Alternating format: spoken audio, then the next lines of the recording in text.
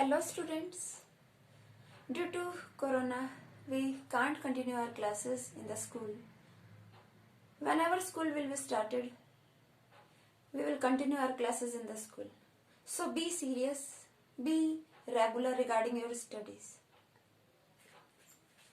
In previous class, we have studied acids, bases and salts, their properties, indicators, types of indicators, their examples. Now today I teach you indicators, olfactory indicators, and reaction of acids with metal and reaction of bases with metals.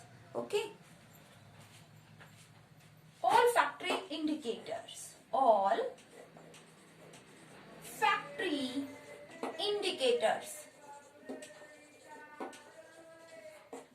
Olfactory indicators means these are the indicators that are related with smell.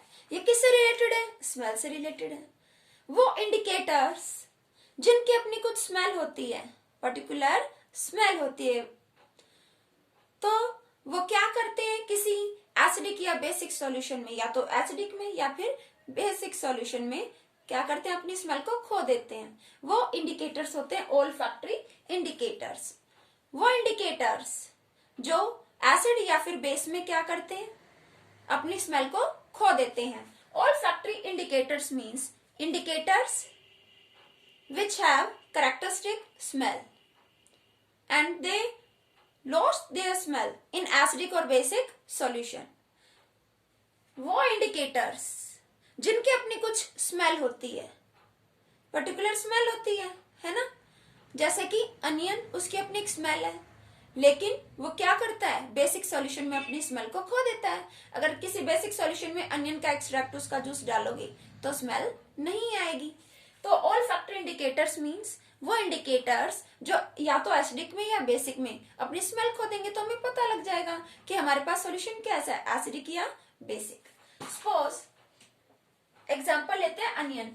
इसके examples हो सकते हैं, क्या क्या हो सकते हैं, onion, clove, लौंग, वनीला.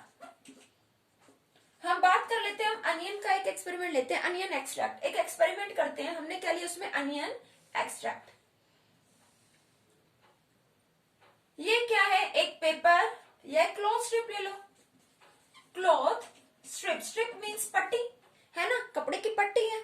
अब इस पे हमने क्या ऐड किया, इसमें अनियन एक्सट्रैक्ट. क्या अप्लाई कर दिया इस पर, अनियन एक्सट्रैक्ट.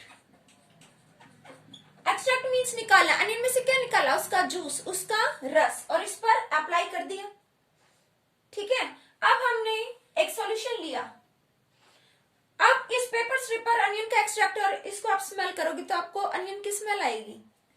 अब आपके पास एक सॉल्यूशन, आपको नहीं पता कि ये क्या है सॉल्यूशन, लेकिन अब आप इसमें डिप करोगे इस क्लॉथ स्ट्रिप को, तो क्या होगा, क्या होगा, अब वो स्मेल नहीं आएगी. ये सॉल्यूशन कैसा है, इसका मतलब basic. Basic solution, basic solution में, बेसिक सॉल्यूशन में अनियन क्या करेगा, अपनी स्मेल को खो देगा. तो ये क्या, olfactory indicator. olfactory indicator, olfactory indicator. Olfactory indicator means indicators which have, जिनके पास क्या होती है, कैरेक्टरिस्टिक स्मेल. इनकी अपनी एक पर्टिकुलर स्मेल होती है, indicators which have characteristic smell. और ये क्या कर देते हैं, एंड दे लॉस्ट, ये खो देते हैं, and they lost their smell. किसको खो देते हैं, अपनी स्मेल को. इन एसिडिक और बेसिक सॉल्यूशन, एसिडिक और बेसिक सॉल्यूशन में अपनी स्मेल को खो देते हैं. एसिड में या बेस में तो हम सॉल्यूशन को आइडेंटिफाई कर सकते हैं olfactory इंडिकेटर की हेल्प से कि वो एसिडिक होगा या बेसिक. अगर इंडिकेटर अपनी स्मेल खो देता है तो कुछ ऑल्फैक्टरी इंडिकेटर है जो एसिड में स्मेल खो देते हैं, कुछ बेस में, अनियन का एग्जांपल लिया ये, बेस में वनीला भी बेस में अपनी स्मेल खो देता है। Okay, I hope this is clear to you. The next important term है एसिड्स। हमने डिस्कस किया, टाइप्स डिस्कस की थी हमने, मिनरल एसिड्स, ऑर्गेनिक एसिड्स, है ना। अब बात करते हैं एसिड्स की ही बात करते हैं। एसिड्स हम कहते हैं एक तरफ कॉन्सेंट्रेटेड एसिड्स, दूसरा डाइल्यूट एसिड्स। एसिड्स में आप टर्म्स पढ़ोगे अपनी बुक्स में, कंसंट्रेटेड एसिड्स, और दूसरे टर्म क्या है, डाइल्यूट एसिड्स। ये कंसंट्रेटेड एसिड्स का मतलब क्या है, कंसंट्रेटेड एसिड्स और dilute acids, it means concentrated acids means acids which have less amount या का स्मॉल अमाउंट ऑफ वाटर। ये वो एसिड्स है जिनमें वाटर क्या है, कम। और dilute acids means acids which have less, no यहां लेस था तो यहां क्या होगा, large, more, large amount of water. Dilute acids means जिनमें वाटर ज्यादा हो, और कंसंट्रेटेड एसिड जिनमें वाटर कम हो। कंसंट्रेटेड एसिड का मतलब है यहां कंसंट्रेशन मीन्स मात्रा, क्वांटिटी किसकी ज्यादा है, एसिड की। एक ऐसा सॉल्यूशन कंसंट्रेटेड एसिड्स, जो एसिड्स है इनका सॉल्यूशन तैयार कर देते हैं ना, एक ऐसा सॉल्यूशन जिसमें वाटर क्या रहेगा, कम, वाटर क्या होगा, कम होगा, और एसिड क्या होगा, ज्यादा। लेकिन ये डाइल्यूट एसिड्स, इनमें क्या है, वाटर ज्यादा अमाउंट में है, वाटर का अमाउंट क्या है, लार्ज है, लार्ज अमाउंट ऑफ वाटर। और एसिड की बात करें, एसिड क्या है, लेस, एसिड का अमाउंट क्या है, कम। यानी कुछ सॉल्यूशन ऐसे होंगे, सॉल्यूशन दोनों एसिडिक है, लेकिन कुछ ऐसे हैं जिनमें एसिड ज्यादा है, और दूसरे कुछ सॉल्यूशन ऐसे जिनमें एसिड कम है। अगर एसिड वाटर से ज्यादा है तो वो कैसा सॉल्यूशन है, एसिडिक सॉल्यूशन, कंसंट्रेटेड सॉल्यूशन। और अगर दूसरी ओर ऐसा सॉल्यूशन है जो है तो एसिडिक, लेकिन उसमें एसिड कम है, वाटर का अमाउंट ज्यादा है, तो वो होगा डाइल्यूट सॉल्यूशन होगा। कैसा एसिड होगा, डाइल्यूट एसिड, जिसमें एसिड है लेकिन कम है, वाटर ज्यादा। कंसंट्रेटेड एसिड यानी एसिड की कंसंट्रेशन होगी ज्यादा, कंसंट्रेटेड एसिड यानी एसिड की कंसंट्रेशन एसिड में ज्यादा और उसमें कम अमाउंट है वाटर का। और डाइल्यूट एसिड मींस जिसमें एसिड कम, वाटर ज्यादा। क्या जरूरत है एसिड को डाइल्यूट बनाने की, डायरेक्ट कंसंट्रेटेड एसिड क्यों नहीं यूज करते, प्योर एसिड क्यों नहीं यूज करते, एक तो उसका वेस्टेज होगा, और एक हैंडल कैसे करोगे, एसिड्स आर कोरोसिव, हमारे ऊपर गिरेंगे तो हम जल जाएंगे, झुलस जाएंगे आग में, है ना, एसिड की आग में। तो क्या करना चाहिए, क्या किया जाता है, और वेस्टेज भी होगा एसिड्स का, इन्हें डाइल्यूट बनाया जाता है। कैसे डाइल्यूट बनाया जाता है वो अभी आपको बताएंगे। कंसंट्रेटेड एसिड, आपको जिन बॉटल्स में कंसंट्रेटेड एसिड होगा तो आप ध्यान से यूज करें ताकि आप जल ना जाओ। जल तो डाइल्यूट में भी सकते हैं, कपड़े बर्न हो जाते हैं, लैब कोट बर्न हो जाते हैं, लेकिन ये ज्यादा डेंजरस है, इन्हें तो बहुत ही केयरफुली ड्रॉपर से यूज करते हैं, ड्रॉप बाय ड्रॉप। बॉटल्स पे लिखा रहता है, ये बॉटल है, इस पर लिखा होगा concentrated HCl, means concentrated hydrochloric acid या कहीं हाइड्रोजन क्लोराइड। एसिड ज्यादा है, वाटर कम है, डेंजरस है। दूसरे डाइल्यूट एसिड्स पर क्या होगा, उस पर क्या लिखा होगा, DIL मीन्स डाइल्यूट HCl है, तो ये भी हाइड्रोक्लोरिक एसिड ही, लेकिन इसमें वाटर ज्यादा और एसिड कम। ये हम इजीली हैंडल कर सकते हैं, और सभी एक्सपेरिमेंट्स में कंसंट्रेटेड एसिड्स की जरूरत भी नहीं पड़ती। जो एक्सपेरिमेंट इजीली हो जाए डाइल्यूट से, तो उसमें कंसंट्रेटेड क्यों लेना, क्यों ज्यादा एसिड का अमाउंट वेस्ट करना, और ये डेंजरस भी है, जल भी सकते हो, है ना। अब बात करते हैं डाइल्यूशन ऑफ एन एसिड। किसी भी एसिड को डाइल्यूट कैसे किया जाता है, ये समझना बहुत ही इंपॉर्टेंट है। डाइल्यूशन ऑफ एन एसिड, किसी भी एसिड का डाइल्यूशन, एसिड को डाइल्यूट किया जाता है ना, कैसे। वाटर में एसिड को ऐड किया जाता है, या फिर एसिड में वाटर को ऐड किया जाता है। जरा ध्यान से सुने। अब कुछ सोचेंगे, बात तो एक ही एसिड और वाटर का मिक्सचर कर दो, हो गया डाइल्यूट, है ना। एसिड में वाटर डाल दे, नहीं, ऐसे नहीं करना चाहिए। क्या करना चाहिए? ऑलवेज वाटर में एसिड को ऐड करना चाहिए। While diluting an acid, जब किसी एसिड को डाइल्यूट करें तो we should add always acid to water. Acid को वाटर में ऐड करें, drop by drop, by with constant stirring, stir करते रहे, हिलाते रहे। तो एसिड में वाटर ऐड करें, ना कि वाटर को एसिड में। क्या होगा अगर ऐसे कर दिया? ये पूछा जाता है कि अगर वाटर में एसिड ऐड किया तो क्या होगा, ये कैसे रिएक्शन है? बहुत ज्यादा हीट इवॉल्व होगी। जब वाटर इसमें आएगा और एसिड और वाटर का रिएक्शन होगा, ये वाटर क्या होगा? वेपर में कन्वर्ट हो जाएगा। वाटर के कंपैरिजन में वेपर की एनर्जी ज्यादा होती है ना, आपने पढ़ा लेटेंट हीट क्लास 9th में। तो कितनी ज्यादा एनर्जी निकलेगी? एनर्जी लार्ज अमाउंट में इवॉल्व होगी।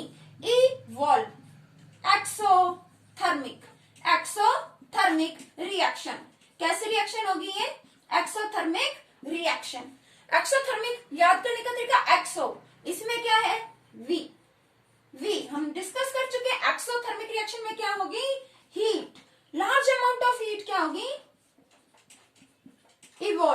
हीट इवॉल्व होगी, लार्ज अमाउंट ऑफ हीट लिख देते हैं। लार्ज अमाउंट में हीट क्या होगी? इवॉल्व होगी, निकलेगी हीट, तो रिएक्शन होगी हाईली एक्सोथर्मिक। ठीक है, डेंजरस रिएक्शन है। तो जब वाटर एसिड में आएगा तो वो इतना हॉट हो जाएगा कि वेपर में कन्वर्ट होगा। हॉट वाटर की स्प्लैशेस, हॉट वाटर की छींटें हमारे ऊपर आ गिरेंगी और हम जल जाएंगे। ठीक है, तो कभी भी इसको ना करें। Always we should add acid to water, वो भी ड्रॉप बाय ड्रॉप, ड्रॉपर की हेल्प से, और कॉन्स्टेंटली स्टर करते रहेंगे, हिलाते रहेंगे, और ये काम जो है किया जाता है। ओके, तो डाइल्यूट ऐसे किया जाता है एसिड को। वैसे हम लोग डाइल्यूट नहीं करते हैं, लैब में लैब अटेंडेंट्स होते हैं, वो क्या करते हैं, किसी भी एसिड को डाइल्यूट वो कर देते हैं, डाइल्यूट तैयार रखते हैं वो डाइल्यूट एसिड्स, और लैब्स में किया जाता है, अदर लैब्स भी जो होती हैं। I hope this is clear to you. Next है reaction of acids with metals.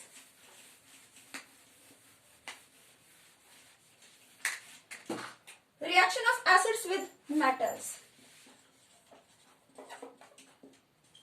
Most important reaction of acids with metals. Acids का metals के साथ reaction. ठीक है, मोस्टली सभी metals क्या करते हैं? एसिड्स के साथ रिएक्ट करते हैं। ठीक है, मेटल ले लिया हमने, सोडियम, एसिड, हाइड्रोजन, क्लोराइड, और सोडियम तो मोस्ट रिएक्टिव है। ये तो करेगा ही करेगा। अगर आप जिंक भी ले लोगे, एनसीईआरटी में दे रखा है आपको, सोडियम भी ले सकते हो, मैग्नीशियम भी ले सकते हो, तो मोस्ट रिएक्टिव है। आप जिंक भी ले सकते हो और कम रिएक्टिव मेटल भी ले सकते हो। तो क्या होगा? जिंक और हाइड्रोजन क्लोराइड, इन दोनों में कौन ज्यादा रिएक्टिव है? जिंक। तो ज्यादा रिएक्टिव क्या करेगा? आपने पढ़ा था, more reactive metal less reactive को क्या करेगा? हटा देगा। ये मोर रिएक्टिव हाइड्रोजन को रिमूव करेगा। क्लोरीन, देखो बेटा ऐसे समझो, मेटल क्या होते हैं? इलेक्ट्रोपॉजिटिव है ना, ये कंपाउंड है, इसमें ये पॉजिटिव, ये क्या होगा? ब्रेक करेंगे तो ये नेगेटिव होगा, है ना। तो positive negative attract, positive negative attract. Zinc और क्लोरीन का एग्जाम में नहीं बना देना ऐसे। जिंक और क्लोरीन का रिएक्शन होगा तो क्या बनेगा? जिंक क्लोराइड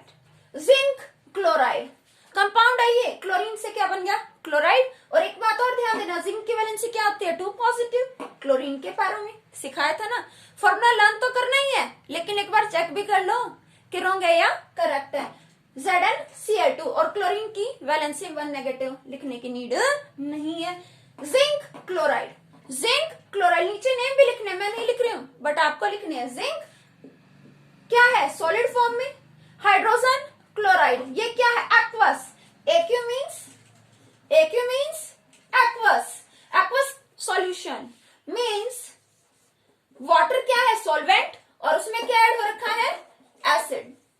वाटर में क्या ऐड किया गया है, एसिड, ये एक्वस सॉल्यूशन है। देखो रिएक्शन अगर सॉलिड स्टेट में आप करोगे तो बहुत डिफिकल्टी हो जाएगी, और लिक्विड्स में अच्छे से रिएक्शन होती है, आयंस मूव कर पाते हैं, है ना। तो अच्छे से रिएक्शन हम कैसा सॉल्यूशन लेंगे, एक्वस सॉल्यूशन। इसमें एसिड है, सॉल्यूट हाइड्रोक्लोरिक एसिड, और सॉल्वेंट कौन है, वाटर। तो इनका रिएक्शन होगा बना जिंक क्लोराइड, नीचे नेम लिख देंगे जिंक क्लोराइड। अब क्या बनेगा, हाइड्रोजन। क्या हाइड्रोजन अकेला बनेगा, हाइड्रोजन अकेला नहीं बनेगा, अकेला एग्जिस्ट नहीं करेगा, क्या बना देगा, हाइड्रोजन गैस। क्या बनेगा, हाइड्रोजन गैस। और ये सॉल्ट है, ये भी क्या है, एक्वस, डिस्कस कर चुके हो ये भी क्लास में, एक्वस सॉल्ट। इससे क्या पता लगा, मेटल प्लस एसिड क्या फॉर्म होगा, salt and hydrogen gas, hydrogen gas. ठीक है, इसको ऐसे भी लिख सकते हैं, हाइड्रोजन गैस। ये मोस्ट इंपॉर्टेंट है, पूछा जाता है कि मेटल्स एसिड्स के साथ कंबाइन होकर क्या बनाता है, सॉल्ट और हाइड्रोजन गैस। ऐसे ही आप और भी ले सकते हो, सल्फ्यूरिक एसिड भी ले सकते हो, दूसरे मेटल्स भी ले सकते हो।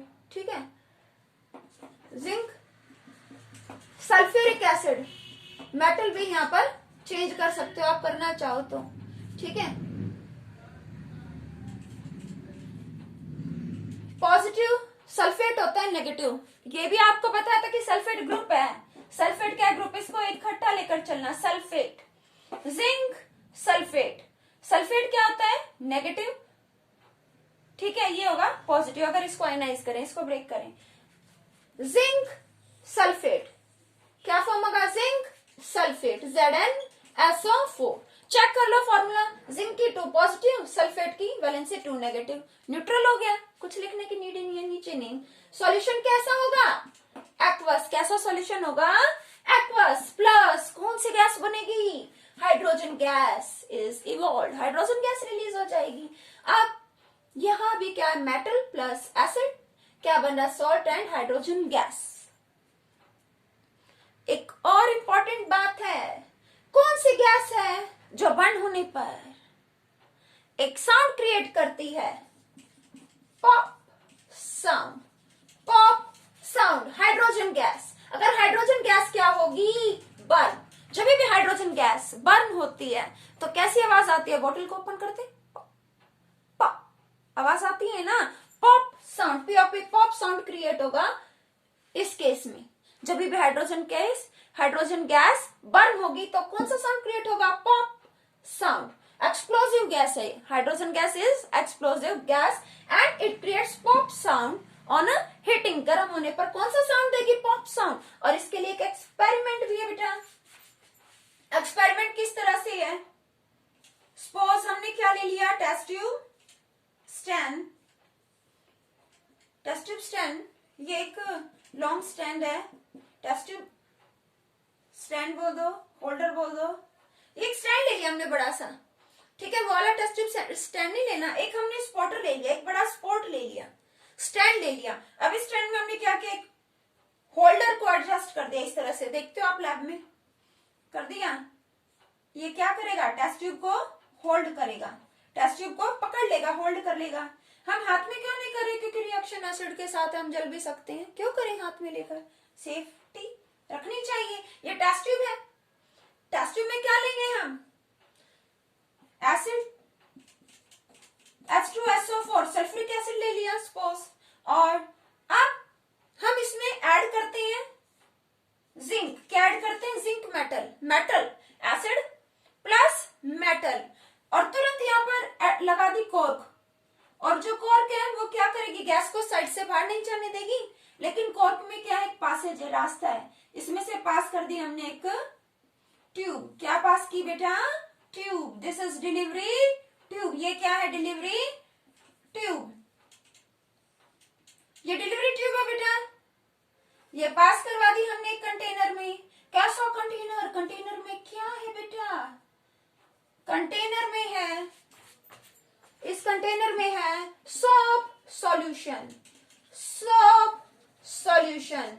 ठीक है, एक सॉल्यूशन मतलब सॉल्वेंट कौन है, वाटर। सॉल्वेंट क्या है यहाँ पर इस सॉल्यूशन में, वाटर, और सॉल्यूट सोप ही हो गया। ठीक है, सोप सॉल्यूशन है, क्लियर। तो ये डिलीवरी ट्यूब है, ये डिलीवरी ट्यूब है, इसका क्या यूज है अभी बताते हैं आपको।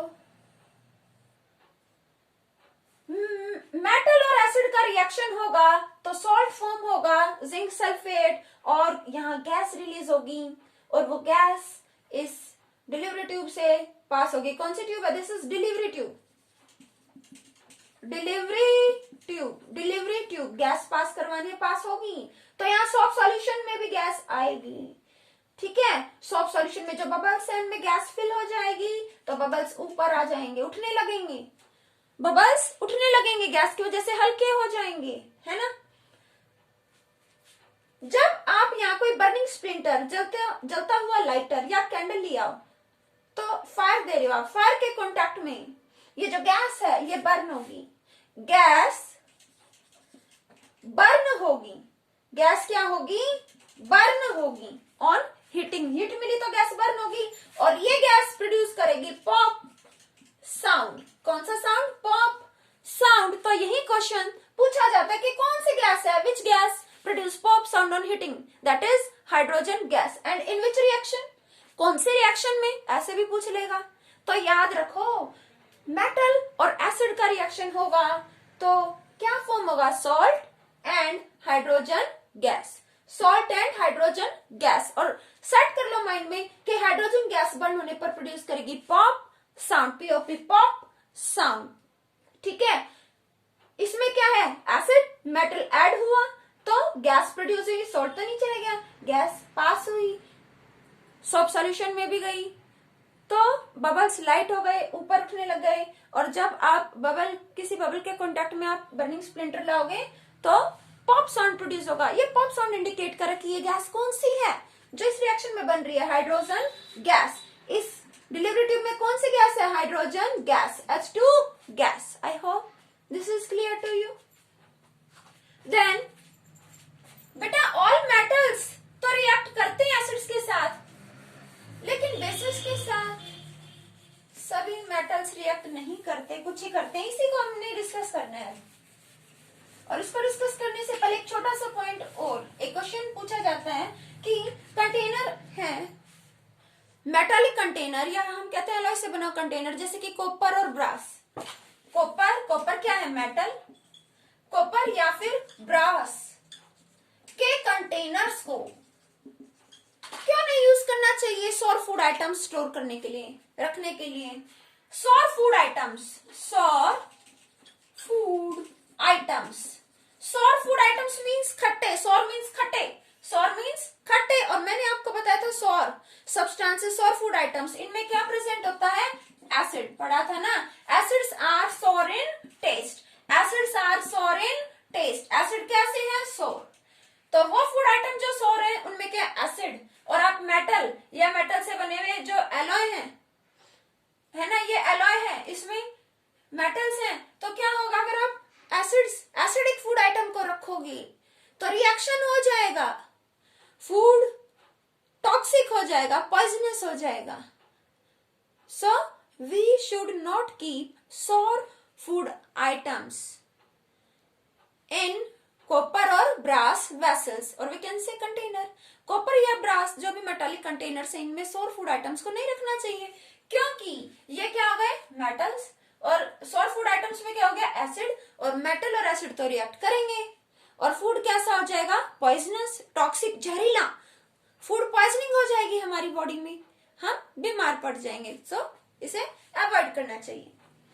देन मेटल्स का, कुछ ही मेटल्स हैं जो रिएक्ट करते हैं बेसिस के साथ, सभी नहीं कर पाते बेचारे। बात करते हैं एल्यूमिनियम। एल्यूमिनियम का रिएक्शन, एल्यूमिनियम कैसा लिया? सॉलिड। इसके नीचे इसका नेम लिख दोगे, ठीक है। सोडियम हाइड्रोक्साइड क्या है? बेस। बेस का एक्वस सॉल्यूशन। अच्छा देखो, बेस जैसे एसिड्स में होता है कंसंट्रेटेड और डाइल्यूट, ऐसे बेसिस में भी होता है। अब आप खुद सोचो, कंसंट्रेटेड एसिड यानी उसमें एसिड का कंसंट्रेशन, एसिड का अमाउंट ज्यादा है, वाटर उसमें कम है, तो ऐसे कंसंट्रेटेड बेस यानी बेस का अमाउंट क्या है? ज्यादा और वाटर कम। और डाइल्यूट बेस अगर क्या दे, वैसे तो बेस हम इजीली हैंडल कर लेते हैं, एसिड्स में ही प्रॉब्लम आती है क्योंकि एसिड्स क्या है? कोरोसिव है, ठीक है। सोडियम हाइड्रोक्साइड को डायरेक्ट यूज नहीं करेंगे, इसका सॉल्यूशन तैयार करते लैब में आपको मिलेगा। एक्वस सॉल्यूशन मींस वाटर, और वाटर में क्या है, sodium hydroxide as a solute present है। ठीक है, ये सॉल्यूशन आपके पास होगा। तो एल्यूमिनियम का रिएक्शन होगा सोडियम हाइड्रोक्साइड से, लेकिन यहाँ पर वहां मेटल और एसिड्स थे, तो वो रिएक्शन तो होते भी बड़ी विग्रस है ना। तो उन रिएक्शंस में क्या होता है, वहां आपको हीट नहीं देनी पड़ती, यहाँ आपको क्या करना पड़ेगा, हीट देनी पड़ेगी।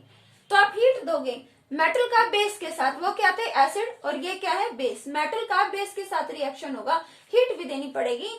तो देखो यहाँ क्या होगा, सोडियम पॉजिटिव, एल्यूमिनियम पॉजिटिव, है ना, पॉजिटिव इन नेचर, इलेक्ट्रोपॉजिटिव। फिर एक बात और सिखाई थी आपको, OH। OH means which group, hydroxyl group. OH means hydroxyl group.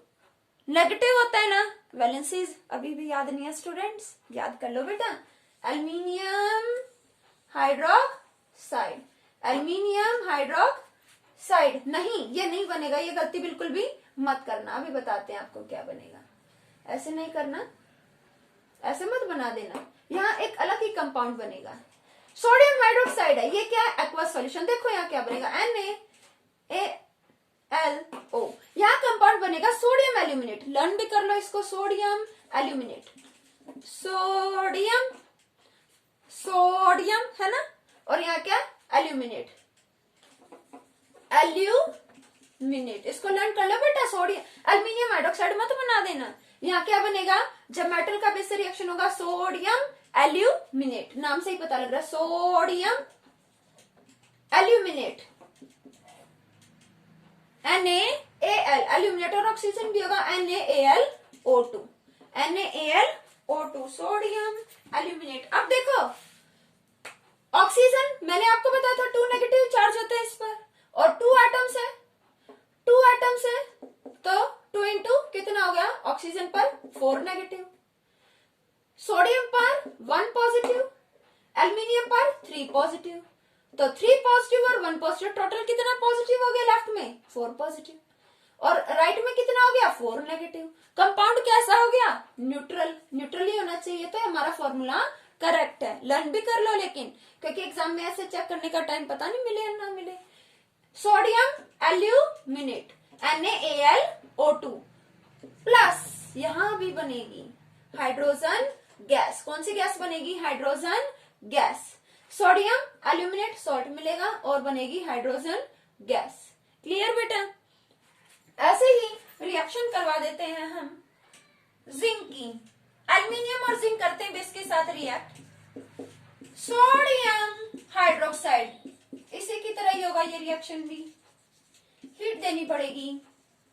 यहां बना था सोडियम एल्यूमिनेट, अब यहाँ देखो एल्यूमिनियम की जगह क्या आ गया, जिंक, तो क्या बनना चाहिए, zincate, zincate, sodium zincate, sodium zincate, है ना, इजी है, करके देखो। हाइड्रोजन गैस बनेगी यहाँ, और क्या बनेगा, Na जिंक ओ, जरा करके देखो, NaZnO2, ठीक है, NaAl, यहाँ पे क्या Zn, देखो O2 वहां पे क्या था 4 नेगेटिव, यहाँ पे टोटल 4 नेगेटिव होगा, लेकिन यहाँ जरा चेक करना, थोड़ा मैं ऊपर लिख देती हूँ क्योंकि आपको लिखना नहीं है, तो मैं सिखा रही हूँ।